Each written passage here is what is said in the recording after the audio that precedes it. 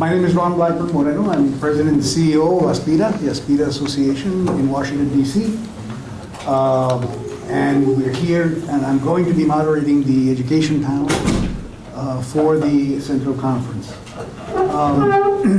Before we introduce our panel, just as they mentioned, we will dedicate about a third of the time to have an exchange with the panelists. I'll have the panelists make a presentation, a brief 5-minute presentation. Then a little more than a third of the time for questions and answers and discussion. And then the last third of the session will be to come up with some action item recommendations that we can present to the conference regarding how better to support each other, from people from Puerto Rico here and people from Puerto Rico in Puerto Rico itself. So how we can better articulate our organizations, how each one of us, and how Centro and organizations like ASPIRA can work to improve the condition of the people of Puerto Rico. Okay, so I'll just start to my right with Johanna López, who came here 2 years ago as a teacher from Orlando, Florida. She has since been elected last year to the Orange County School Board after a really tough political election. Before that, she was an advanced placement teacher in Spanish in Orange County Public Schools, and she has received too many awards for me to mention here, probably about 6 or 7. The Governor Shine Award for Inspirational Teachers, the Queen Smith Award for Commitment to Urban Public Education, Macy's Magical Leadership Award, the Wings of Inspirational Award, and on and on. She also has an impressive record of serving in her community in various capacities with various Puerto Rican organizations in Orlando. To her right is Dr. Margarita Benítez, who is an icon in higher education, both in Puerto Rico and in the States. She was born in Puerto Rico, although her bio says she was born at the University of Puerto Rico. Where she was raised. Where literally she was raised at the University of Puerto Rico campus, being the daughter of then Chancellor Don Jaime Benítez. Dr. Benítez has had an impressive career in academia. She's been Chancellor of the University of Puerto Rico at Calley, Acting Chancellor of the University of Puerto Rico in Macau. Later, she worked at the U.S. Department of Education in the Division of Higher Education, where she was instrumental in implementing several programs, including one major higher education program, Gear Up. She serves on multiple boards, nonprofit boards, education organization boards, and it's a pleasure for me to say our third panelist, you can find her bio here, is Dr. Lorna Rivera. She is a member of the school board committee in Boston Public Schools. She's also the director of the Gastón Institute at the University of Massachusetts, Boston. She's had an amazing career. She's born in Puerto Rico, went to school in Chicago, then came to Boston to go to do her PhD in sociology. She's a distinguished researcher. Let's see, what was I going to say? Distinguished researcher, and now has been dealing with the movement of Puerto Rican students from Puerto Rico to Boston, which she will be talking about.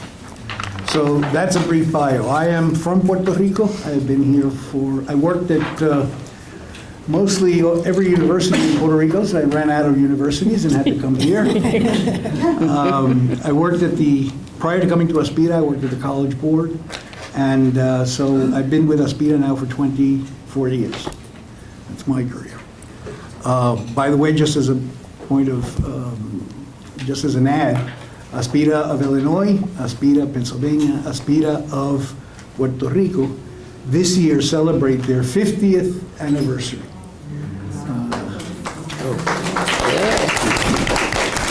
In 2021, ASPIRA of New York will be celebrating its 60th anniversary of service to this community.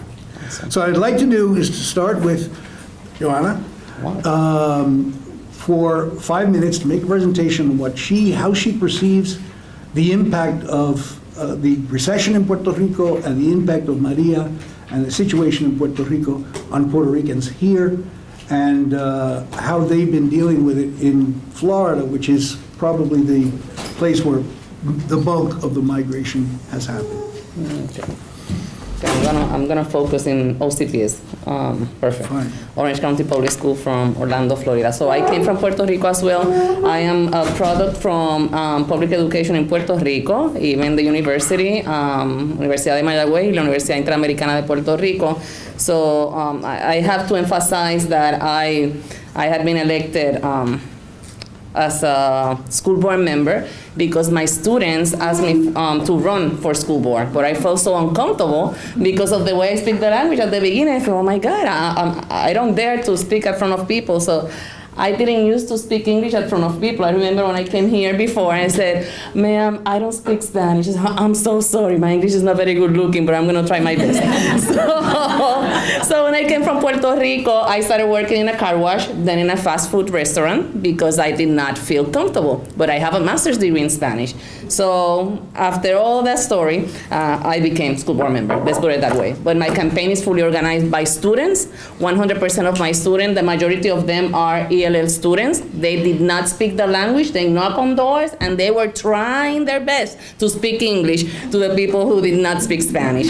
So in Florida, people think that my district, she won because she's Hispanic, and the majority are Hispanic, but not in my district. So I won by 40,000 votes, and that seat usually win with 9,000 votes. So my students did the job, okay? So, with the Puerto Rican community in Orange County Public School is kind of a challenge because we don't have enough organizations, Puerto Rican organizations, going to the school board and fight for our community.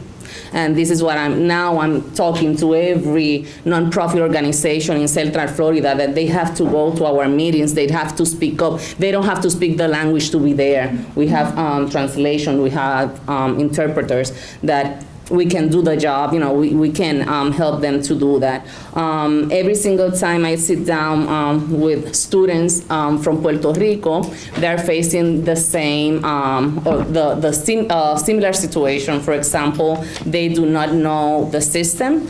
The system is different from Puerto Rico, it's not similar. So they expected the students to know, in Puerto Rico, you just go to the school. You don't have to write an email to set a parent conference, to follow that protocol. Go to the teacher first, then to go to the principal, then go to that type of protocol is not something that we are used to do in Puerto Rico. I remember my mom going to the school, I need to talk to that teacher. So let's see, because I don't like that grade, so let me talk to her the same day. So, we cannot do that in our school. Just go straight and talk to the teacher. So the way we communicate in the system is something that the majority of them, they don't know. Second, they're not related with parents' organizations. For example, the PTA, the Parents and Teachers Association, they don't feel related. I think that the system should do more to be more culturally relevant, because I don't think we have enough culturally relevant aspects in different activities that we provide in the school system. So now I'm having those conversations and trying to have more Hispanic parents in the school system in different organizations, including the PTA, the Parent Teacher Association. With that, I created something called Familias Presentes, Estudiantes Excelentes, which means that if the family is present, so the students are gonna be successful. To speak in Spanish, every initiative and service that we have, and to try to educate them on how can they navigate in the system, and also to identify the needs of our community, the Latino community, including Puerto Rican community, of course. I also, give me the time just in case, because I keep talking. Okay. So during the school board meetings, for example, I advocate for celebrating the languages, because we have more than 160 countries and more than 157 languages, but we used to celebrate only the language. So now we're celebrating every language, and we're making celebrations in the biliteracy seal diploma, because we also have that in the system. I also advocate for the Spanish spelling bee, to do it in Central Florida, in Orange County Public School, as is through the middle school. So they do that, and for the first time we have a representation at a national level, so that is something else. The dual language, advocating for expanding the dual language. Sometimes I heard parents saying, no, I just want him to learn English. So Spanish is so important to improve the second language, and we have to educate our community on knowing that when you have two languages, you're going to be more successful, you're going to have more opportunity. So I'm advocating for that, and I'm trying to expand the dual language in our school system. So I have more. Yes. Thank you. Thank you so much. Dr. Benítez has been mostly focused on higher education, so you had some points that you'd like to make. Thank you. Well, access to higher education has been the key to Puerto Rico's socioeconomic development since the 1940s. At present, higher education institutions in Puerto Rico are addressing the repercussions of the financial and demographic challenges our island faces. To speak only of demographics, since nobody understands the finances, the aging of the Puerto Rican population, a sharp drop in the birth rate, and continued migration to the United States. This has impacted higher education institutions in a hard hit in enrollment. It's down by 7%, by 20% in the for-profit sector. Over 4,000 students less at UPR, 2,000 at Ana Mendez. I didn't get the precise statistics for Inter-American. We have a colleague here from there who maybe can help us later. Okay, so we are in a hellhole of unspeakable debt. Every indicator is pointing downward. What can higher education do about this? It can do what it has done before. It can renew its mission. It can lead the way. It can train the people for what they can do. Just remember that in the 40s, illiteracy in Puerto Rico was over 30%, life expectancy 46 years, 50% of school children were in school, per capita income was $121 a year. And 20 years later, those statistics were drastically transformed. Of nearly 5,000 Puerto Ricans enrolled in the post-secondary institutions, close to 70% lived in rural poverty, indentured to agricultural cycles that left them without work in the tiempo muerto.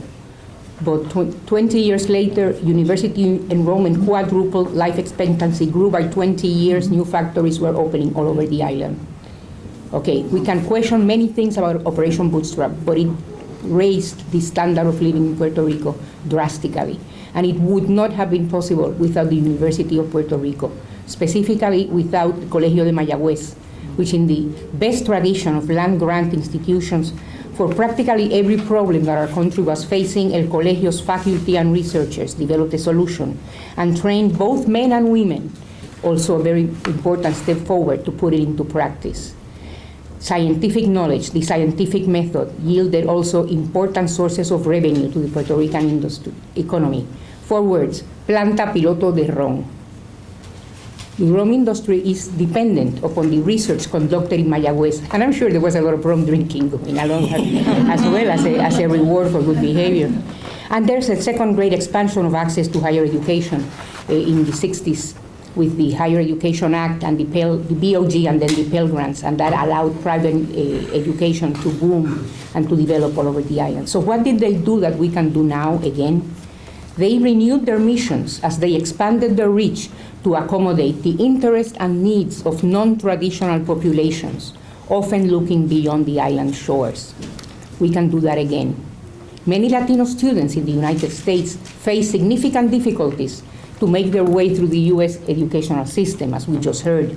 Some of them are linked to the experience of abrupt, unplanned, and painful transitions from one educational framework to another, be it migration, be it the uncharted move from K-12 to post-secondary education, or the absence of clear pathways and procedures to transfer from one post-secondary institution to another. The fact is, many Latino students are lost in transition. We need to provide options for working students, for students that are parents, for students of all ages and in various locations who cannot come to school or keep a standard schedule. Also, cost, a major factor, coupled with often inadequate advising, a documented tendency among many teachers and counselors to steer Latino students towards low-skilled and low-paying career paths. Many Latino students do not aspire to, and therefore do not reach, more substantive baccalaureate programs. Well, colleges and universities in Puerto Rico operate under U.S. norms of accreditation and student financial aid, so a diploma from a Puerto Rican institution is valid in the United States, and students enrolled qualify for federal financial aid. Tuition and fees, as many of you know, are significantly lower in Puerto Rico than here in the U.S. mainland, both in the public system and in private institutions, even at out-of-state rates. Most courses in Puerto Rican universities are taught in Spanish, which would make life easier for bilingual or recently arrived Latino students, who would have a hard time getting into many U.S. schools or programs where fluency in English is indispensable. The major private university systems in Puerto Rico, Inter-American, Ana Mendez, Polytechnic, as well as other specialized private institutions such as Carlos Albizu University, have US-based campuses where English is the language of instruction. It would not be difficult to put together either a bilingual or an English curriculum for Latino students coming from the mainland. Some institutions already offer or are developing such programs. I am not going to cry, well, I'm not sure, for our beloved country. I am going to remind everyone that access to education and to our institutions has equipped our people with the tools to fight poverty, unemployment, disease, to reinvent ourselves and to recreate our sources of income. This summit is the best proof that besides our island resources, our strongest allies are in the Puerto Rican diaspora. My fellow Puerto Rican educators, as we seek to protect our institutions and to maintain the learning spaces you've created, let us remember that our institutions of higher education have the creativity and the human capital that our country most needs, and that we have to share, not hoard, that human capital and our other resources. Let me close with the words of Benjamin Franklin. During that dark and uncertain period in 1776 that preceded a glorious moment in American history, we must all hang together, or assuredly, we shall all hang separately. Thank you.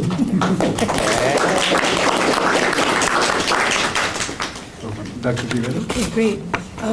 So good afternoon, everyone. Thank you so much. I'm going to just show a couple of slides. Are we in the middle? No, I don't think so.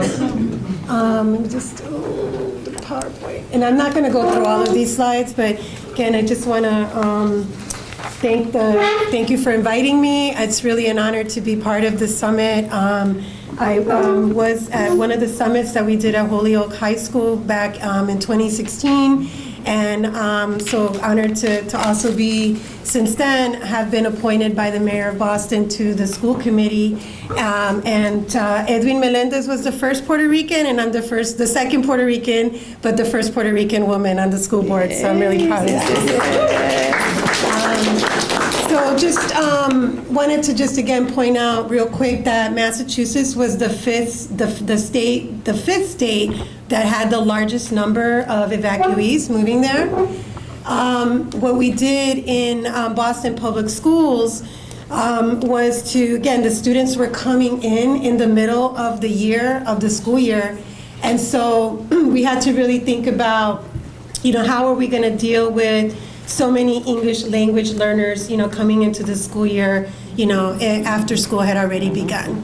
And what I'm really proud of is that there was a policy made about what we were going to do with, even if there was only one Puerto Rican student at a school, what are we going to do to monitor their progress? So we did have, these kind of mandates for each school that there had to be, all of these factors here. And just to give you a sense of the checklist, it's not major, it was really brainstormed, very quick response, but it shows again how important it is to really just think about all of the things that these young, that our children, had or did not have. And this question about whether they had staff in the schools that were able to speak Spanish was also really important. In fact, what we found is that the schools that were the most welcoming to the students were schools that had a principal that was Puerto Rican or staff that were Puerto Ricans. And so again, it's sort of showing how our community was trying to take care of each other. In terms of what I'm not going to go through all this, but the main point here is this issue about that they were mostly English language learners. So this is just a snapshot, out of the 155 that came in the past school year, again, most of them were elementary age kids, and only 7 were coded as non-English speakers. So this really created a lot of need, and how do we respond to this when there were so many English learners coming in? As well, about 14% were English learners with special education and needed IEPs, and that paperwork, and we can talk about that later, was very challenging. Like, how do we then provide special education services on top of providing English language learners, right? And so that complicated a lot of the work that we were doing. But again, these are just, some of the schools, and what I wanted to show this slide is that, again, all these schools had a significant number of Puerto Rican teachers and leaders in the schools that were very welcoming to our community. And what the district did too was not just leave, who's taking care of our Puerto Rican kids, over here in the Office of English Learners. No, there were departmental teams that were, met monthly, if not weekly in the beginning, to really kind of figure out particularly the issues around housing. Because we had to end up putting a lot of families in motels and families doubling up. And these numbers are also an undercount, because we found too that many families that had first come to Lake Holyoke, which were some of our oldest Puerto Rican communities in Worcester, they ended up moving to Boston and transferring within that school year, because there's so many community-based organizations in Boston that were providing supports. So I'm just going to kind of jump ahead just wanted to show, and actually this is not the right slide that I had, but I wanted to show that there was actually a couple of other things that we did with teachers. We also granted Puerto Rican teachers provisional licenses. So there's not a reciprocity that we have in Massachusetts, but so that was a new policy to, again, help as well with the Puerto Rican teachers that were coming to our state. As well, one of the main issues was with the in-state tuition, and this, again, thanks to our Commissioner of Higher Education, Carlos Santiago, Puerto Rican, right, really opened that up, those opportunities for colleges, community colleges to offer, free for the first semester, and then eventually universities like UMass Boston, the in-state tuition. So that has been a critical issue. And again, we could talk about whether, that brain drain is good and it's really challenging for our Puerto Rican students at UMass Boston. They created their own Puerto Rican student club just so that they could create, a family there within our institution. Even though we have 25% students that are Latinos, that piece, again, of having that solidarity with the trauma that they experienced was really important. And then lastly, I just want to note, too, that one of the big challenges that we continue to face with our displaced students in Boston is housing. The governor, we had put up many of the homeless families in motels and hotels, and then they were going to be, many of them, evicted. But if it wasn't for, again, the Latino Legacy Fund of the Boston Foundation, and some of our leaders from like Icolinos Boricuas en Acción and Sociedad Latina, we set up pop-up centers throughout the city and at certain schools that provided, again, resources not just related to, getting access to education, but housing, food, and again, just the mobilization in Massachusetts and in Greater Boston to serve our community was really inspiring. So I'm very hopeful, but we're still getting more students, and we're getting more teachers. So this issue of how we're going to, continue to address the needs of our community is what we're here for today. So thank you for allowing me to share a little bit. Thank you very much. First, let me recognize Dr. Luis Reyes, who is a professor here at Hunter College at Centro and a researcher. And my boss at ASPIRA. Your boss at ASPIRA. Yes, he worked at ASPIRA. And now a regent of the state of New York. So I'm going to talk a little bit about Puerto Rico, about K-12 in Puerto Rico, just very briefly to give you how dire the situation is. When I left Puerto Rico 25 years ago, the school system had 625,000 students. As you see in the chart that Centro presented in 2006, it had 544, so it had already gone down. Today, it has just under 300,000.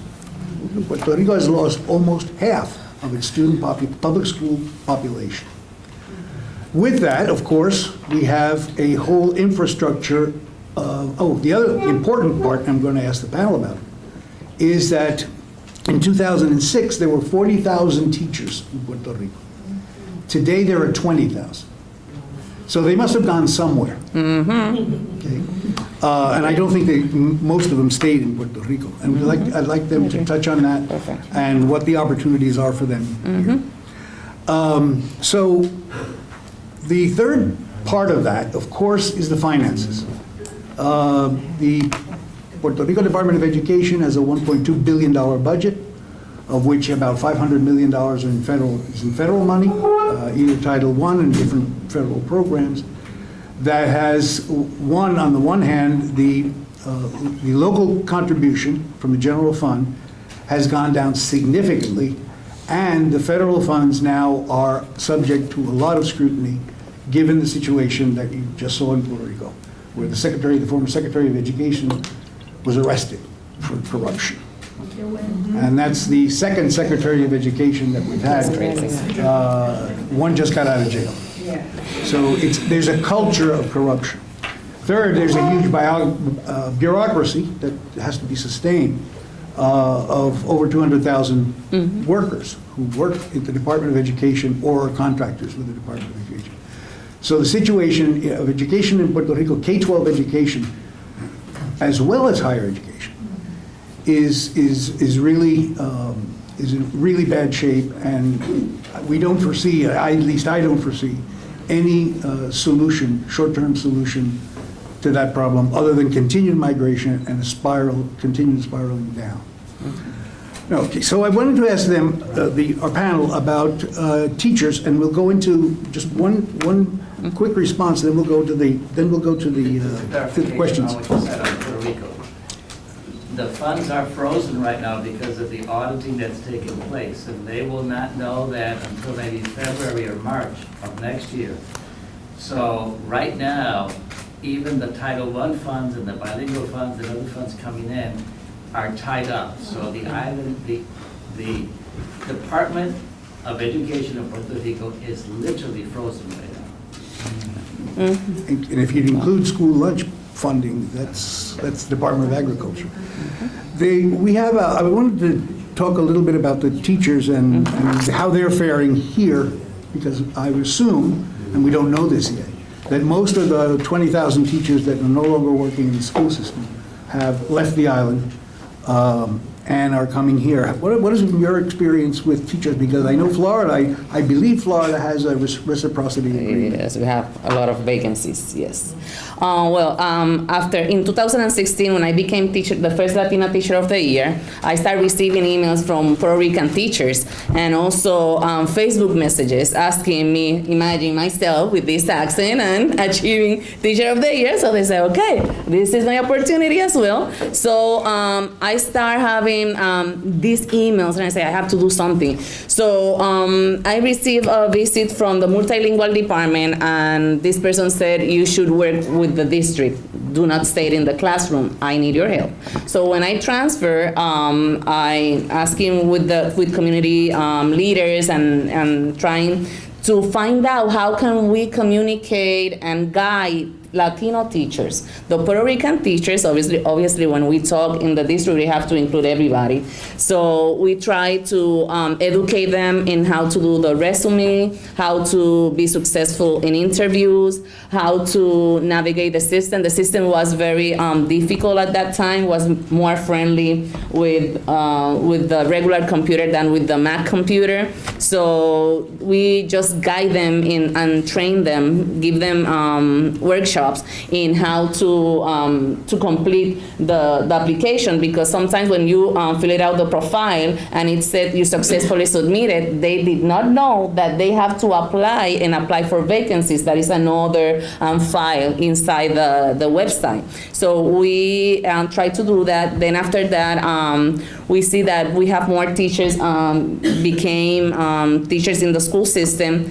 After Maria, I was talking with Jimmy Torres from Iniciativa Acción Boricua and said, no, we have to sit down with the teachers.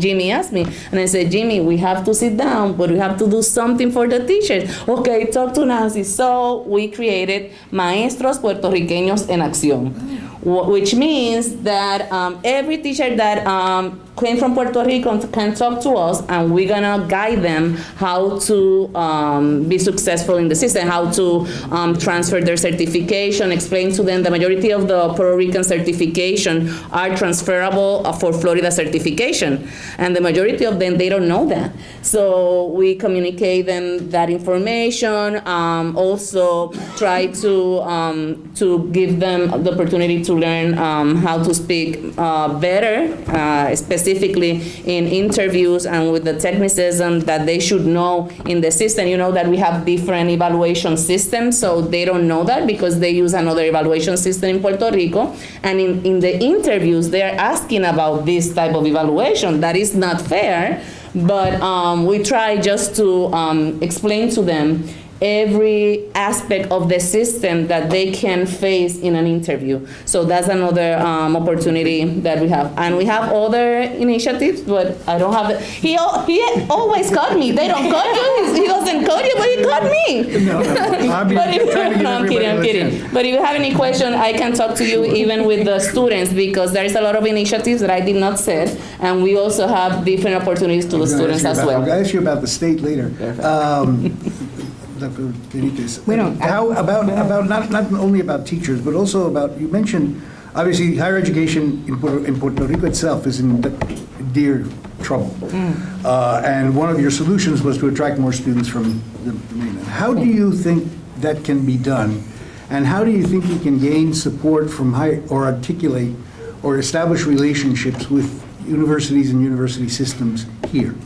The goodwill here exists. It's present, and I can vouch for it because after the hurricane, I was inundated by phone calls from colleagues from all over the country at different universities who wanted to be helpful and who didn't know who to communicate with in Puerto Rico.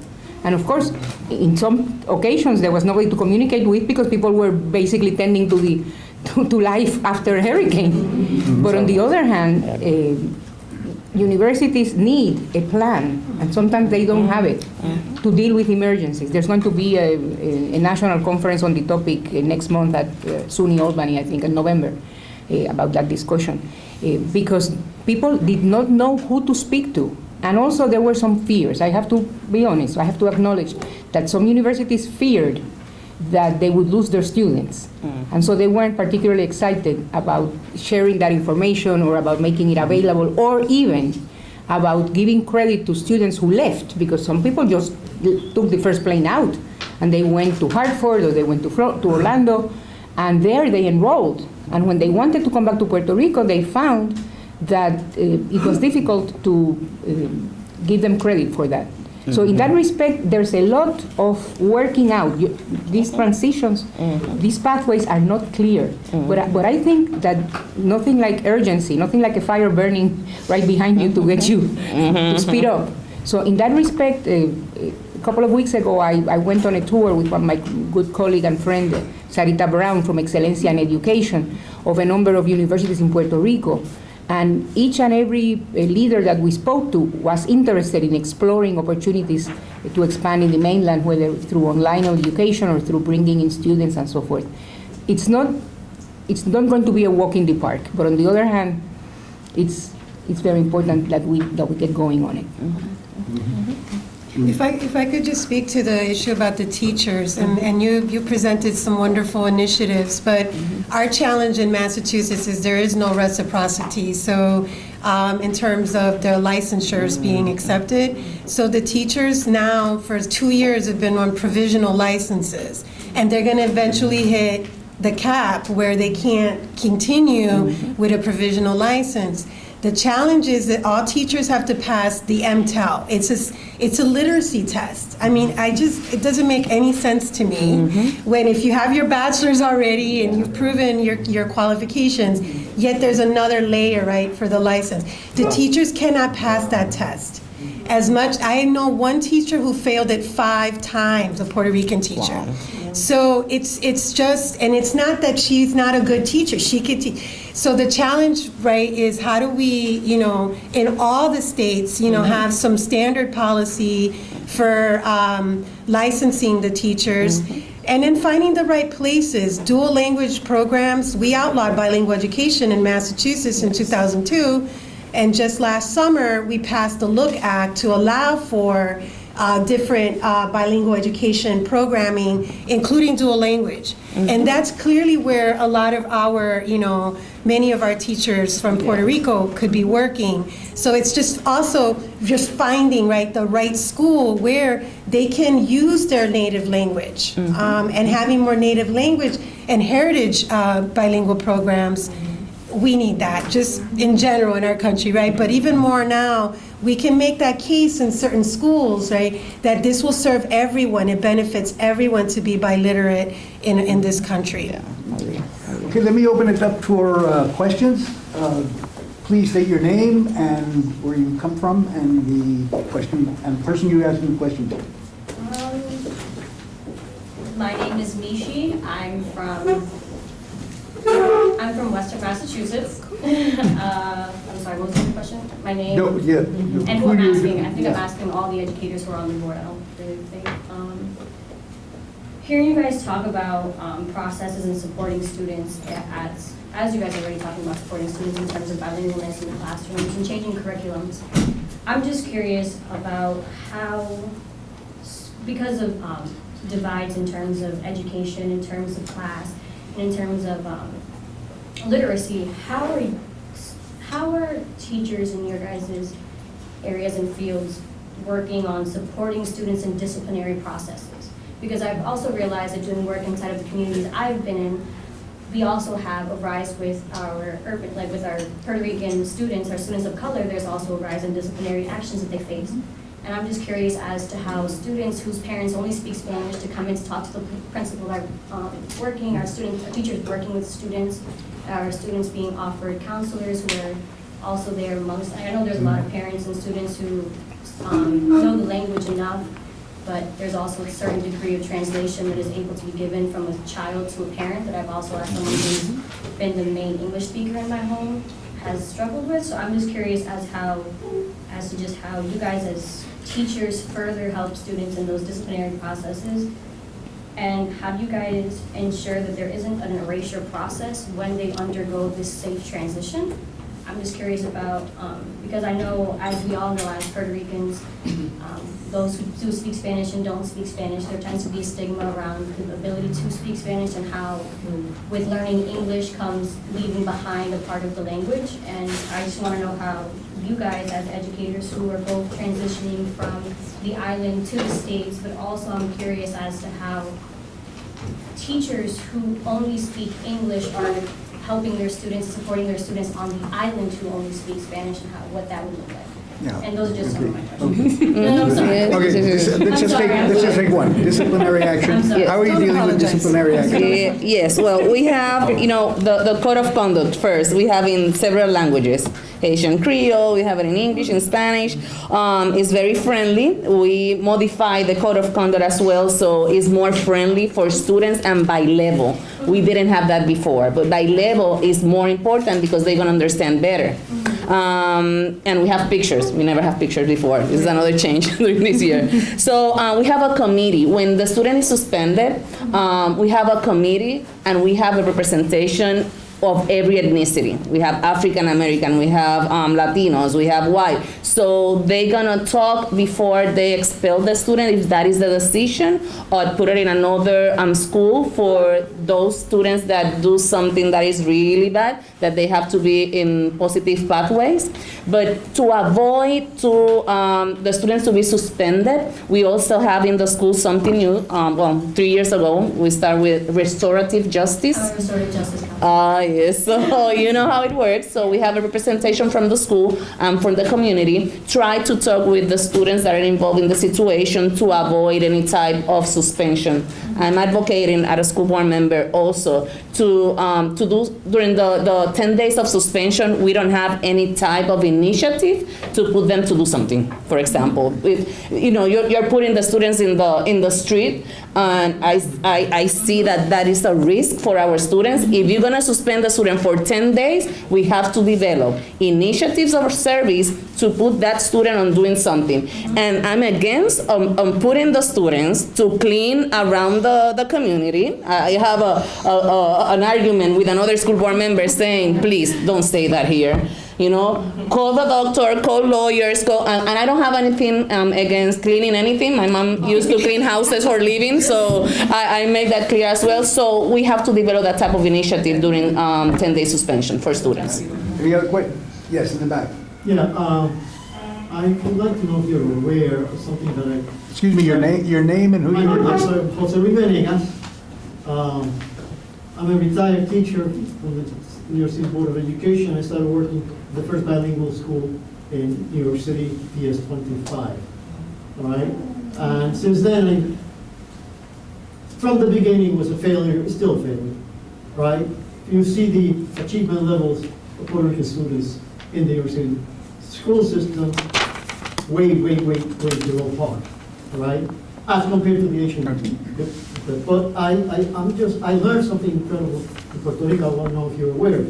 50% of the personnel of the Board of Education in Puerto Rico are supervisors who are sitting in office doing nothing. I got this from the principal of the best school in Vega Baja, where I used to work. So I'd like to check that out. Do you have a specific question for any of the Well, panelists? the question is, I would like to know how we could get access to that information in Puerto Rico to see what is going on. Because you have 50% of the personnel sitting in an office doing nothing, basically. All right, obviously, this system is a total failure. That's one of the main problems in Puerto Rico is obtaining information and data because they don't have the data system.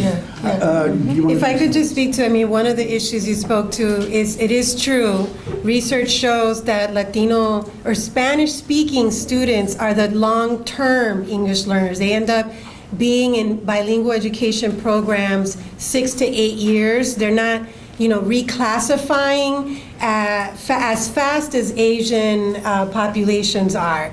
But again, why? We don't know why. We have to like do qualitative research, but the data shows us that for sure, Spanish-speaking students, they linger, and they're the long term. They don't transition out. So there are, some challenges that we need to think about in how we do bilingual education instruction. Doctor, you had a question, and if there's anybody who knows anything about bilingual education.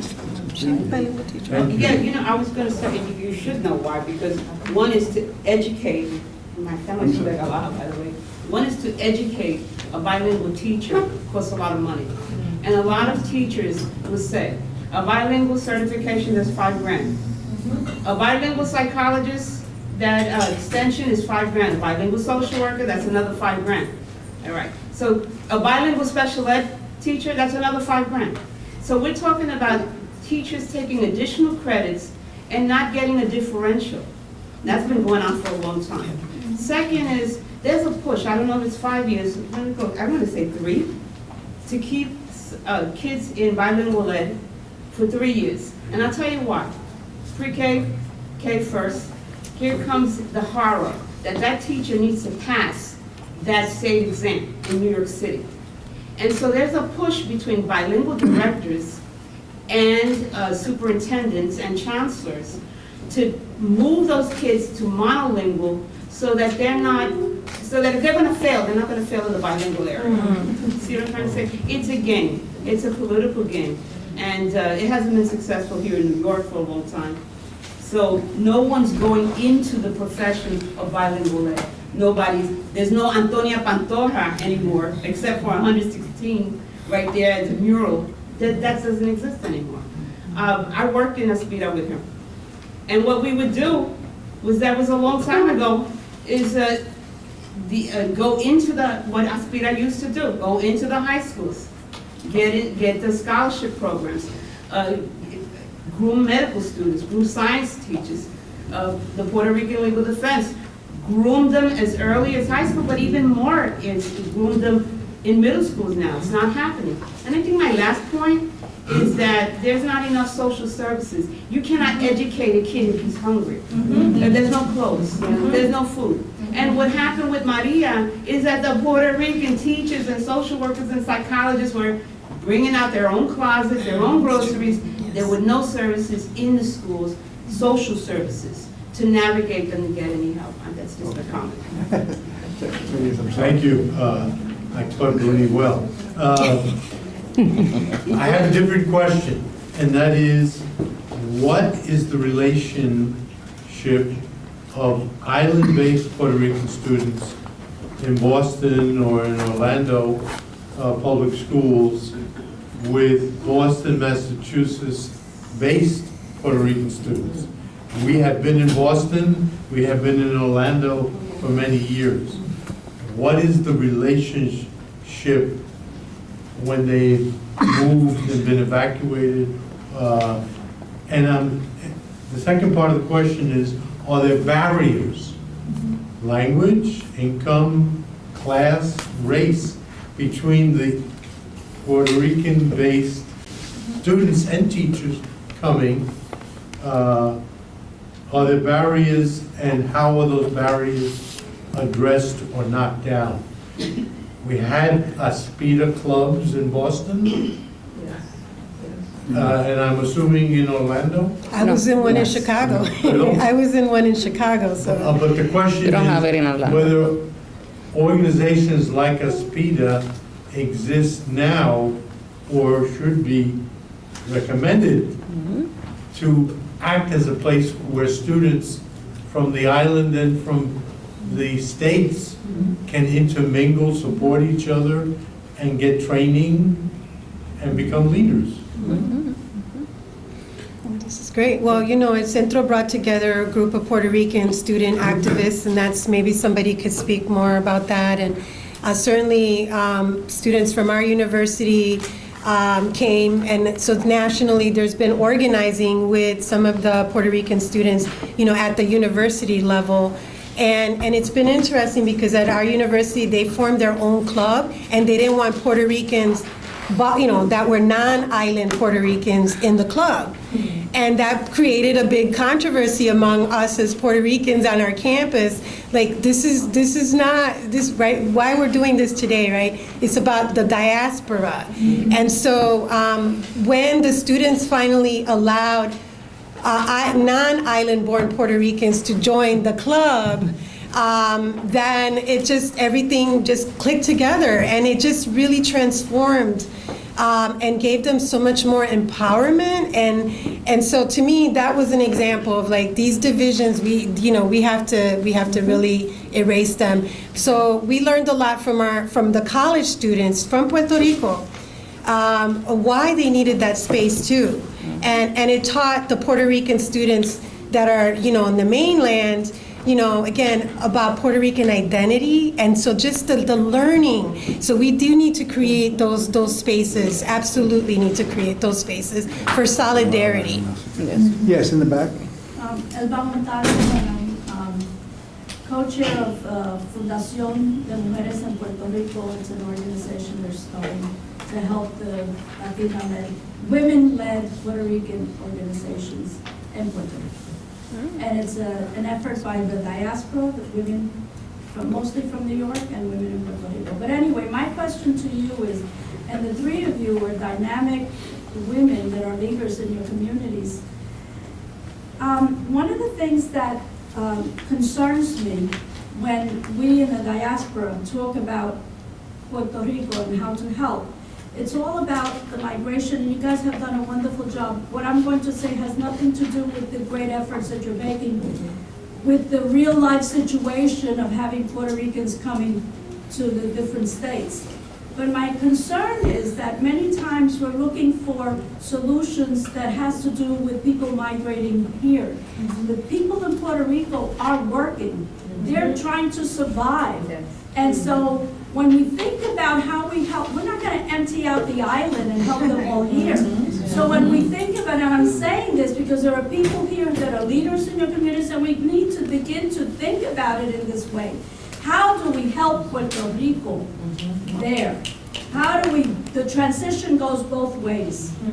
So we need to start thinking creatively, how do we help? And the solutions are there. Puerto Ricans have their solutions, and they're working on it. They're having it, como se dice, lots of activities in different pueblos where the community comes together and are coming up with their own solutions. We need to know about that here, because we need to support that. Anyway, I attended some of them this summer in Santurce, and they're all over the island. La gente, they know that if we're going to save Puerto Rico, we don't need to go to the U.S. We can come up with our own solutions in Puerto Rico. Well, We have a lot of smart people. That's a great transition to our last phase, which is, what are the solutions? What are the solutions? How can we help, of course, the population that's leaving Puerto Rico, but especially how can we help Puerto Rico in education? I'm sorry, yes? Before that, I just wanted to give a plug here. This book was just published. It's called The Story of Latinos in Education in America, A History by Dr. Abdin Novoa Rios, and I'm sure he has a few for a sale. Thank you, Teresa. It's on the internet. That's hot off the press Friday. That's the first one out of 1,000 or so that they printed here in New York. Congratulations. Thank you. So you can go to Amazon and you'll see it, but you cannot order it yet because Amazon has not received the copies. The publisher does have copies immediately, I was told as of yesterday, and it's Peter Lang, L-A-N-G, publisher. And you just use my name, Abdin, which is unusual, and Peter Lang, and it'll show up, hopefully, on the internet. So thank you for that. I don't have books to sell right now, but someone to Okay. Well, you know it's going to be available. But I wanted to piggyback on what Elba was saying, and what... Okay, the solutions. In terms of a solution, the University of Puerto Rico just signed a contract this past week to do a 2+2 program with Chicago City Colleges. Of 85,000 students in Chicago going to community colleges, about half are Latino and a high percentage are Puertorriqueña. So the 2+2 program is to attract 2-year AA degree students, Latinos that are interested in continuing their education at a cheaper rate. And so the University of Puerto Rico has opened up Rio Piedras as a pilot demonstration campus for this coming year to bring and attract students from Chicago to finish their BA in Puerto Rico. And if that goes well, it has a mushrooming effect across the country, because as you may know, 42% of all the Latinos, and we're talking about more than 3 million in universities right now, are entering 2-year colleges, and a high percentage are not continuing. And the Pell Grant in Puerto Rico goes a lot farther than it does in the US. So son ventajas en ambas direcciones. So you're talking about formal agreements between systems that can attract students to Puerto Rico? Right, and they're setting up a whole wraparound service for these students, because one thing is to bring them, the other one is to keep them. And so I happen to be working with a team. Not at $20,000 once they graduate. How much, not at $20,000 once they graduate. No. What does a teacher make in Puerto Rico? $20,000. 22 something, yeah. What does a psychologist make in Puerto Rico? Same thing. Very, very little. So how can you maintain them? There's no way. I mean, let's be realistic. I'm sorry. No. We're talking about higher education in Puerto Rico. Retention in the university. Yeah, okay, well, he said, how do we keep them? How can you keep them if you can't? No, in the school system, he's saying in the university, Keep them in the not as an university employee. so that they actually graduate and don't drop out. Okay, all right, but I'm Now, saying is once they have a degree, Después de eso, they have a degree they're back on a that plane. they can use in a number of different directions. They can go 3 ways. They can stay in Puerto Rico, and about 10%. At $20,000. At about 10, no, not just in the school system, they can go anywhere until you get a job. So one is to stay in Puerto Rico at a job after you get your degree. The other is to go international, because now they're getting a degree with bilinguality as well as biculturalness. Or they can return to the United States. So in ese sentido, they have more options if they go to Puerto Rico than if they stay here. Okay. But Anybody else have a solution? We're talking about solutions. I got one already. Yes. My name is Ricardo Martí. I am a writer in Puerto Rico. I also collaborate with el Festival de la Palabra and with Producir in the community of Cubuy on top of Sierra de Luquillo. And I am profoundly interested in creating enthusiasm within the island in regards to literature and storytelling and communications, just in general. And I have a lot of curiosity as to what I have to do in order to get things going. What door do I knock? Whom do I annoy? In order to have a domino effect begin to develop. I have had some experience, and I've had very promising results in regard to what can happen if you just nudge a bit of curiosity in the minds of people, in particular in Puerto Rico.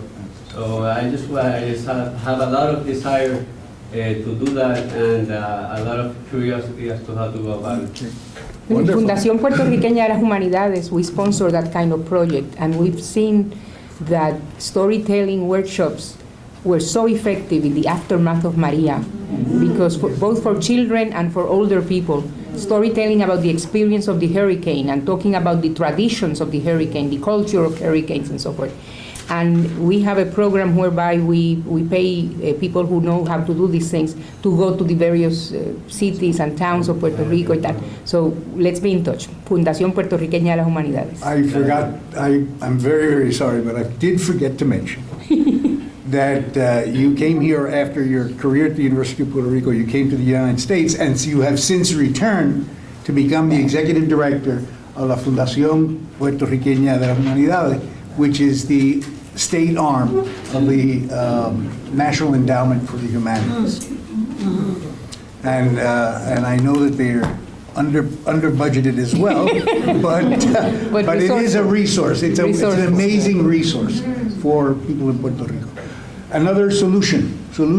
You have your name? Aurora Paradises, I'm going to stand up. And I don't want to give my back to people, so I'm going to come over here because my mother would be horrified. I'm born and raised in New York. I was in higher education, specifically in the nursing arena, and now in law school. And I was a nursing administrator for many years. I see this as multifaceted. You know, there's a prong that we need to address, as many of the people were saying, is sort of the 360-degree angle. You're right, students who are hungry, they cannot learn. Students who are living in poverty, they cannot focus on education. So I guess my question is, what partnerships are we creating with other disciplines to assure that we are able to be successful in education and in the education arena? And then the other problem would be, as educators, what are we doing in the higher education system? I'm married to an educator who teaches middle school. What are we doing there to make sure that, again, students are successful to go forward? El pasaporte educativo, it's time to talk about el pasaporte educativo. Okay. Do you want to do that? Yes. Sí. A good friend who's well known to some of you, she used to work at the college board. Her name is Evelyn Davila. Maybe you know her by her married name, Evelyn Blackburn. Pero bueno, she came up with this idea decades ago of something she called pasaporte educativo. And it was meant to facilitate the transition between, and also the circular migration. Let's not forget that it's so frequent among our people, where people start at one school and then come to the States and then go back, and nobody really knows what those kids did when they were in the other school. And this pasaporte educativo is basically a simple list of, you know, what are the courses and what are the equivalencies. So you set it up with the school system or the state education department, in the case, let's say, of Massachusetts, and then you have to work at it as far as identifying what is equivalent to what. Is it like competencies? Well, it's not so much competencies, although it certainly could be about competencies. The way she figured it out, and Ron can correct me, had to do with specific courses. Yes. You know, Historia de Puerto Rico, Historia de Estados Unidos, whatever. But then what was that equivalent to, and what was the level? And of course, that didn't necessarily mean that everything was going to be accepted. There are proficiency exams and all the rest of it. But it established, first of all, a connection, an ongoing connection, a coherence, and a collaboration, because these folks had to talk to each other.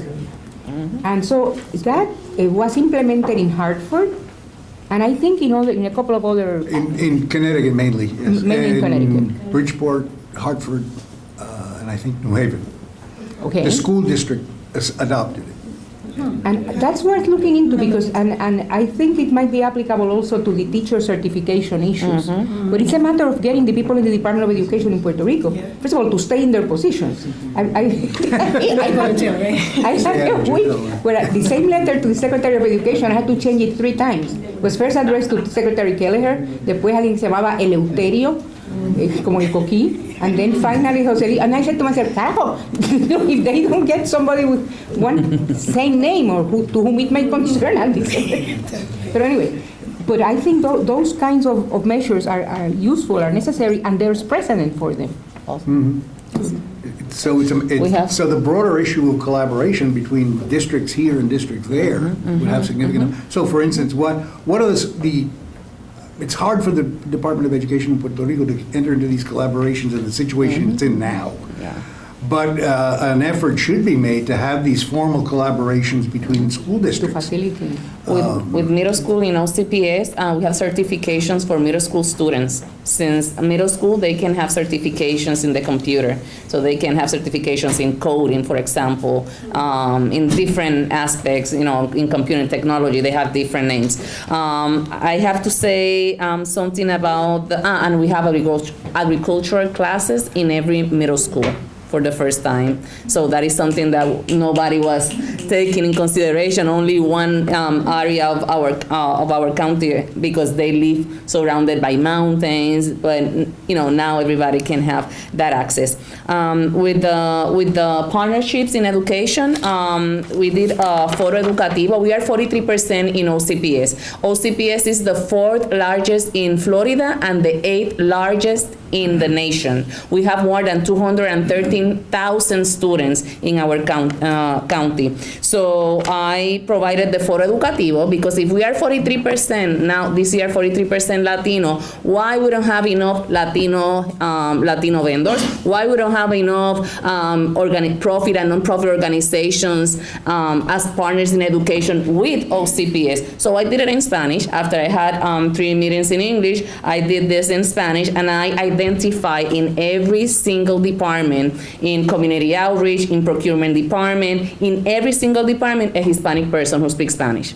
And we provide the Foro Educativo in Spanish for all the community. It was very successful. We had 175 during the week of the hurricane. It was difficult. But what I saw is that they want to participate in the school system. They want to be part of the system as well. So if they have the service or the product, why we don't make negotiation with them? It's not because they don't want to, it's because they don't know how, and we, the system, are not educating them in how to become a vendor or maybe a relationship. Even the church, we have community faith, and we also they can be partners with us as well. So we have partners in education, we have faith community, and we also have trainings for becoming a vendor in both languages.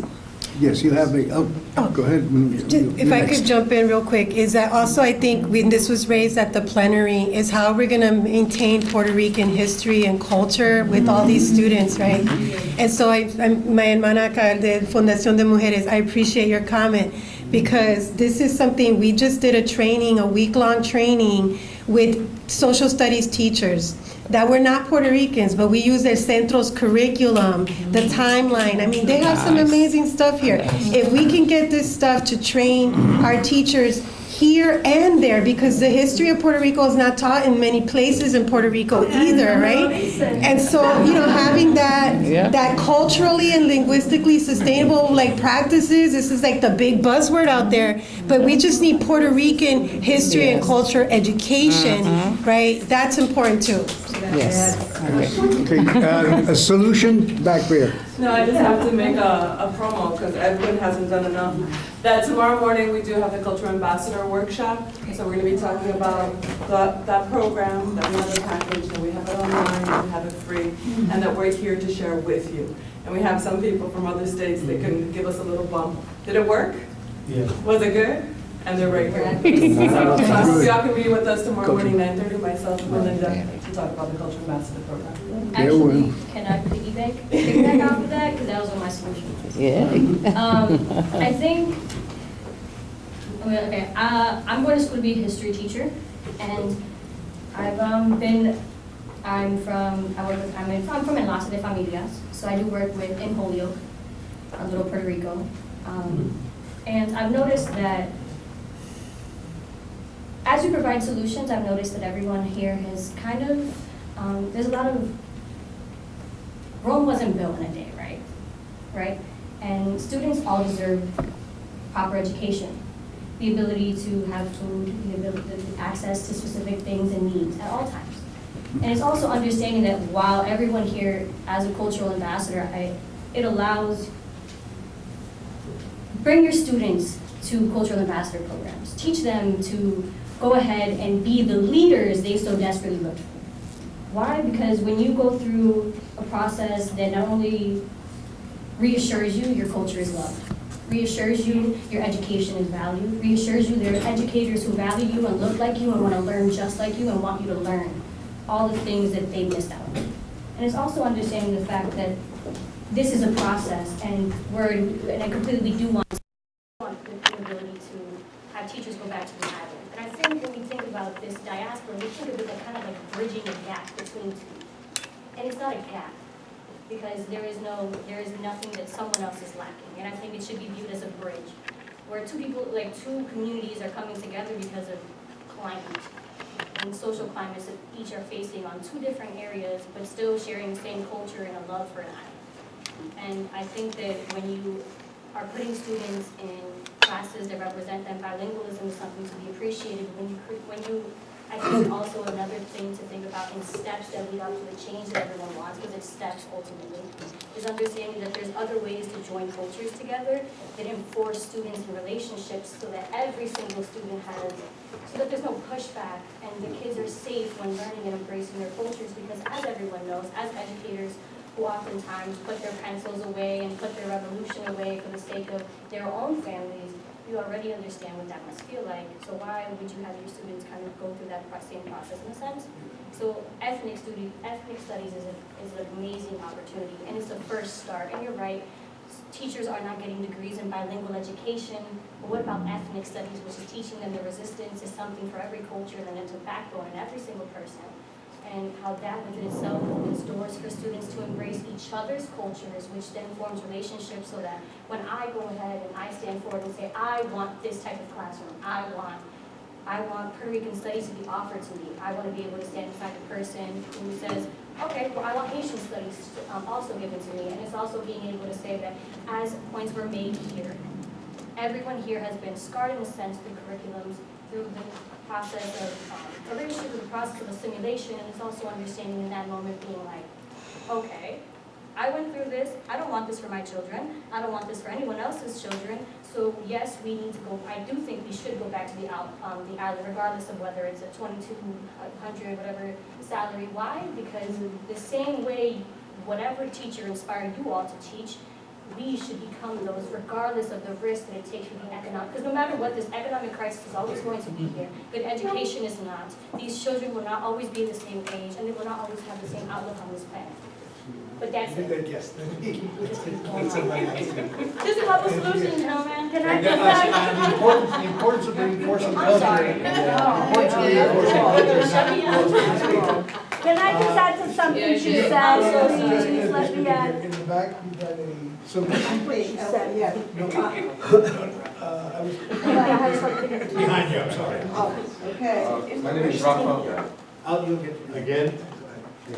My name is Rafael Molero. I'm a mechanical engineer. And so when I went to community college, got an associate's degree in business, went to Drexel University in Philadelphia, got a bachelor's degree in mechanical engineering, a master's, and almost did my doctorate, but I didn't do my dissertation, but that's a different story. But what I want to get at is when I solve a problem, generally I benchmark different things. And if you say that, somebody mentioned that, Chinese people, and I know because I went to school with a whole lot of Indian and Chinese people that they don't speak English very well, actually really well, but they know their math really well, like extremely well. And you mentioned that, that's a study that needs to be done. When I approach a problem, I use the literature. I have to go and see, I stand on the shoulders of giants, right? People who came before me. And is there a journal, like Puerto Rican Education Journal, where you can do studies like that and publish? Everybody had these ideas that they can publish and have this store of wealth of knowledge because this community is the expert in our community. That's kind of what I wanted to get across. So Center is the perfect repository. You're in. Okay. They have a library. Hi, thank you. I'm Josie Diaz. I'm a clinical psychologist.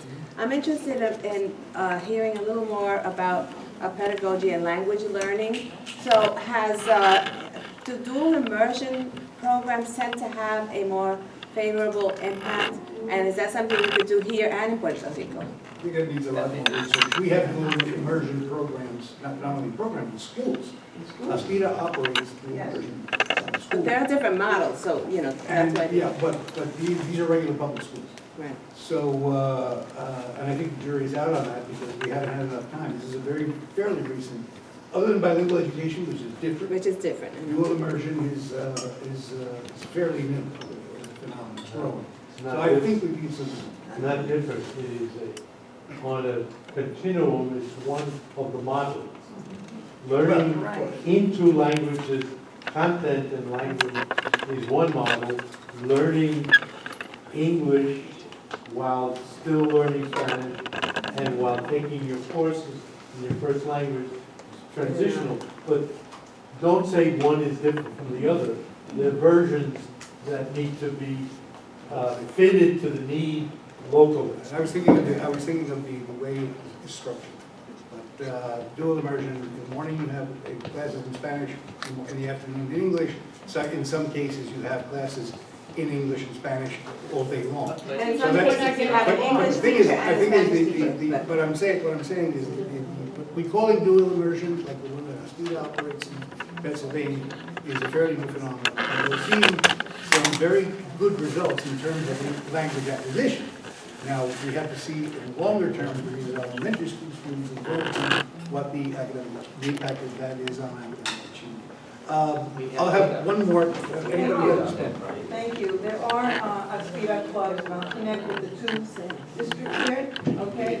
And a solution, and there are two, there used to be 8 in Rockland County, right? And because of cutbacks, there are 2 that are still standing and very active, and those teachers can connect with your teachers, okay? And I'll give you the name.